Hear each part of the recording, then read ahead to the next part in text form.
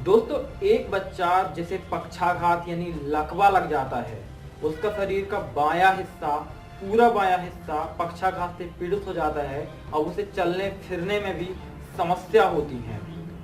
ऐसा बच्चा जिसे दुनिया देखकर दया की भावना से देखती है और उसके जीवन कैसा होगा इसके प्रति चिंतित होती है, परंतु फिर कुछ बदल जाता है और वही बच्चा पूरी दुनिया में जाने जाना लगता है। वो योग का एक आइकॉन बन जाता है।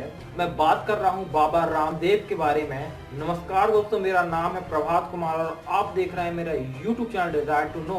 और आगे बढ़ने से पहले बस यही कहूंगा कि आप मेरे चैनल को सब्सक्राइब कर लीजिए, क्योंकि इसमें हम ऐसे इंटरेस्टिंग और नॉलेजेबल टॉपिक्स पर वीडियो अपलोड करते रहते हैं। दोस्तों, बाबा रामदेव उनका आज का नाम नहीं है, उनका बचपन का नाम था रामकृष्ण यादव।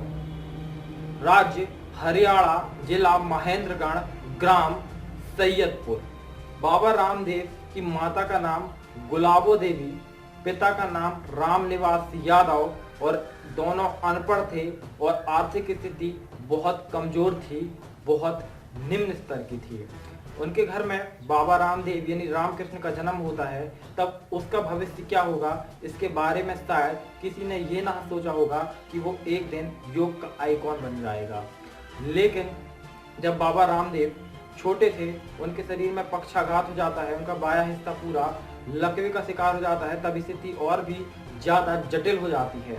लेकिन तब वो रामकृष्ण यादव ये सोचते हैं कि मैं अपना जीवन ऐसे जीऊंगा कि लोग मुझे अपना आदर्श बनाएं, ना कि मुझे दया की भावना से देखें। उन्होंने योग करना शुरू किया और उसके बाद उनका खुद का ये मानना है कि वो योग के दम पे खुद को ठीक करने में कामयाब रहे और उसके बाद उन्होंने योग की शक्ति पहचानी।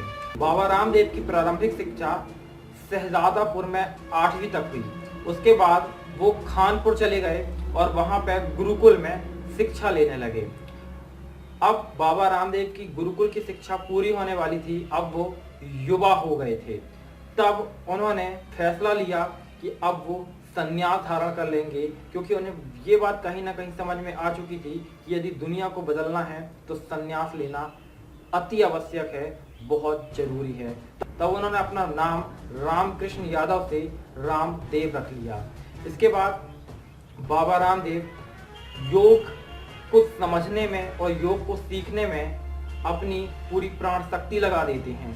वो योग को उस स्तर तक सीख भी पाते हैं, लेकिन अभी भी उनका मन ये मानने को तैयार नहीं था कि योग की जितनी विद्या उनके पास है वो ही पूर्ण है या पर्याप्त है। तब उन्हें ये बात कहीं ना कहीं समझ में आ गई थी कि यदि योग को गहराई से समझना है तो उन्हें हिमालय के जो मूल रूप से योगी हैं उनसे मिलना ही पड़ेगा, और इसी उद्देश्य के लिए वो हिमालय की यात्रा पर निकल जाते हैं।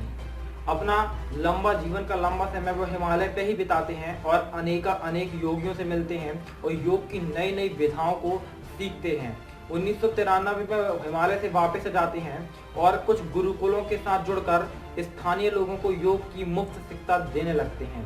1995 में उन्होंने दिव्य योग मंदिर ट्रस्ट की स्थापना की और अपने ट्रस्ट के उद्देश्य रखा लोगों के बीच योग को लोकप्रिय करना, और वो इसमें काफी हद तक कामयाब रहे।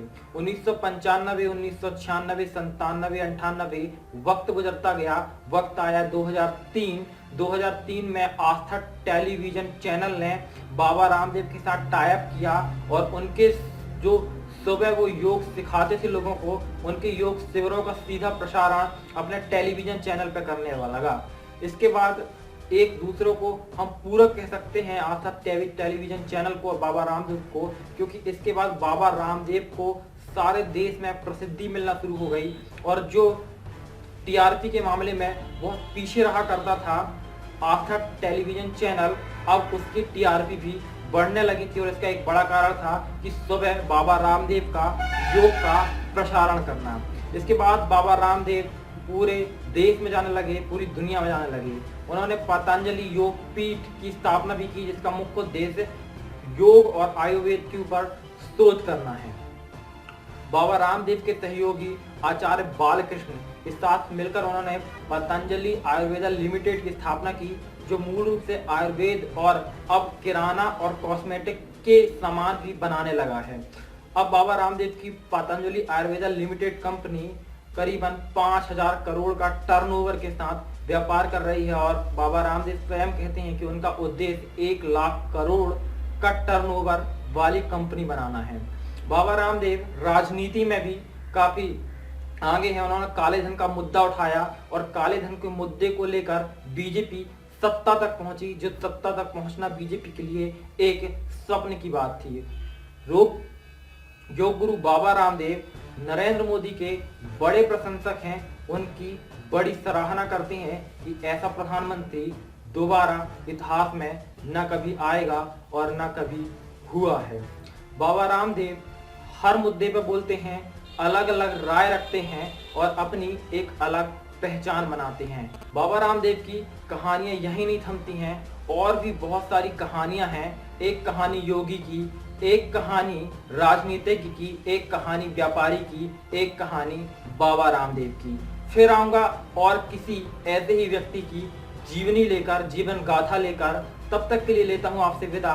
यदि ये वीडियो आपको पसंद आई है तो इसे लाइक करना ना भूलिए, कमेंट करिए कि वीडियो आपको कैसी लगी है, सोशल मीडिया पर शेयर करिए और आपका बहुत बहुत धन्यवाद कि इस वीडियो को आपने आखिरी तक देखा।